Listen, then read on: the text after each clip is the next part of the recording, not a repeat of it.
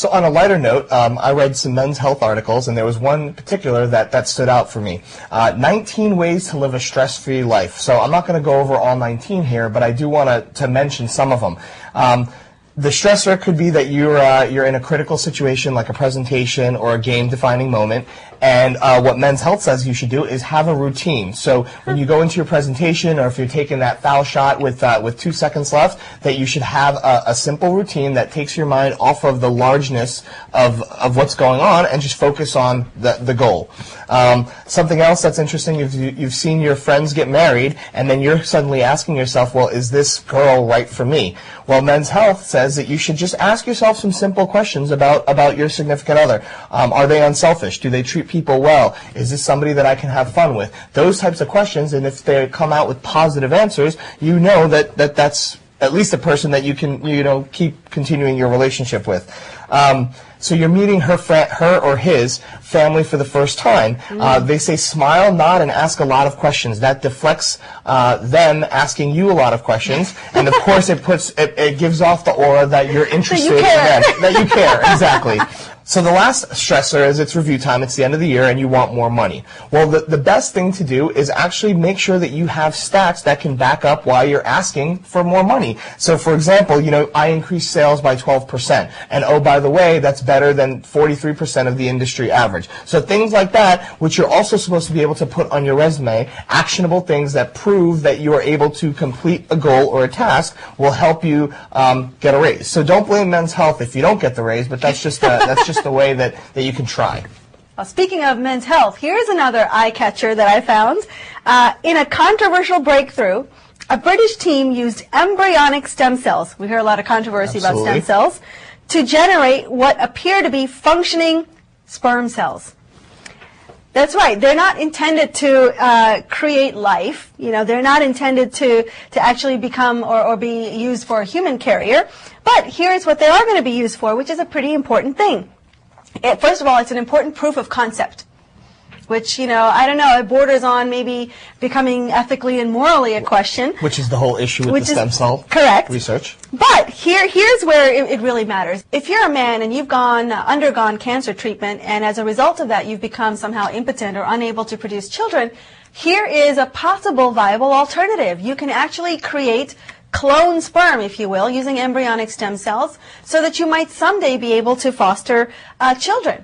I mean, in that respect, in that use case, I would say this is a very good thing. Of course, science is always double-edged. For every good cause you can think of, there's always some negative cause somebody else thinks of. Absolutely. But I still thought that this was a fascinating story. I think it's a wonderful breakthrough, and I do think that the fact that technology can help a male cancer patient, I think that's great. We should also think for a minute about women's health, because here's an article that caught my attention. Have you heard about these new shoes from Reebok? They're called Easy Tone shoes. I'm sure you will remember the commercial if you've seen it, because it basically features a very toned woman with very toned legs. And the assertion of the Reebok shoe is that if you wear this shoe, you will have better legs and a better butt. Wow. With every step. Basically, it contains technology that will allow your muscles to work harder. In fact, your gluteus maximus muscles, which is your butt muscles, get a 28% more of a workout by wearing the shoe than by wearing a normal shoe. Wow. So Reebok is truly making a comeback with the Easy Tone butt and leg shoe. The butt and leg shoe, but they're certainly not the ones that innovated this. They're actually playing catch up with a company called MBT. Stands for Masai Barefoot Technology, which has since 2004 sold more than 1 million pairs of these toning shoes with soles that are shaped like the bottom of a rocking chair. So that rocking motion gives you a little bit more of a muscle workout. Wow. I mean, it's actually a pretty decent idea if you think if you do a lot of walking. Certainly, why not have the shoe help you tone yourself the way that you want to be toned? But, isn't this funny how innovation can be in something so simple as a walking shoe, and yet, hey, I know I watched that commercial. I'm sure a lot of men did too. So there'll be a lot of women for Christmas who get this shoe this year. I can count on it. Well, I hope to God that we don't hear some follow-up stories of people actually falling because of that rocking shaped sole of the shoe. That would be bad for your health. Well, folks, I don't know about you, but I'm a big fan of the show Top Chef. But it is a little frustrating to watch that show because you see all these exotic dishes that they make for you, but you can't sit at home and taste them. Right. Well, until now. There is a company out there called Schwann's, and they have come out with these frozen dinners that are basically using the Top Chef recipes, and you can go buy them at your grocery store, and you can try them at home. I thought this was a phenomenal idea because who really wants to sit home and eat a boring TV dinner while you're watching some gourmet cooking show Absolutely. on TV? And there's a lot of these dinner out places where you can prepare your meals and follow a recipe, but this is brilliant because there's no work involved. You just simply go to the store, pick up a few of these things.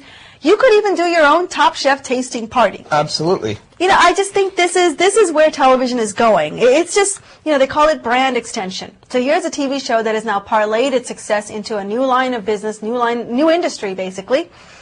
But I think it's even one step beyond that. What if you have interactive TV, American Idol style, where you, before the air date of the show, you have this marketing campaign to distribute these Top Chef food items, frozen dinners, and you bring 4 or 5 of them at home and you try them all out and vote the night of the show airing. Isn't that a great idea? I do, and I think that that's reality television for the 21st century. I really think that we have had so much of reality TV that something needs to change to keep the viewers addicted. Fresh, something fresh exactly. and new. And that sounds like a great idea. Now we just have to hope that somebody doesn't steal your idea. Well, if you steal my idea, at least hire me. You know, that way I can claim some form of the success along with it. This idea was thought up by Lee Ann Wong. She was a contestant on season 1.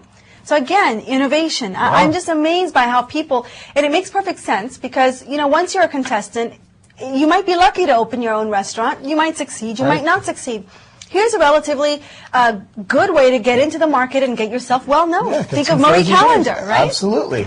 So speaking about food, are you a waffle person? Do you like waffles? I love Belgian waffles. Okay. Who doesn't? That's very, very true. So the history of waffles, this is really interesting.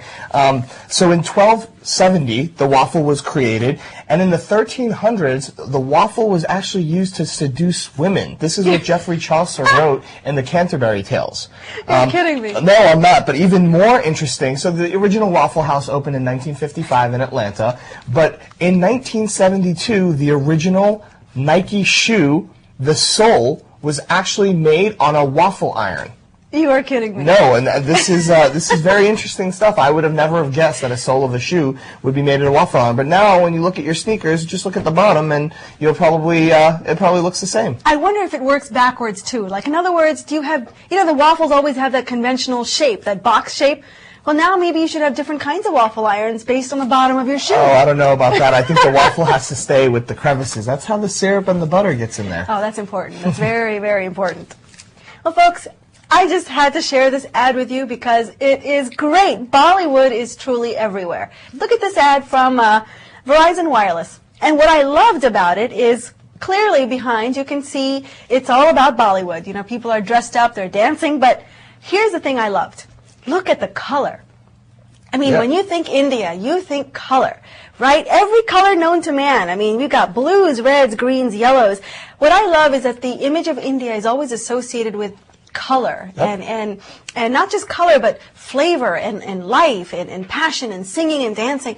There's something very positive about that image, especially when you have such a bleak economic condition here.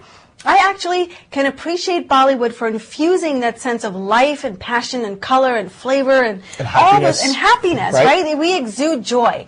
And it's no surprise to me that Verizon Wireless would have chosen this kind of an ad in this kind of an economy to evoke those feelings of happiness. But more so than that, I just loved the way we were being portrayed. And I think it's great. Well, folks, that's about all we have for you today, but we hope you enjoyed the show. Stay tuned. Coming up next is Morning Blend.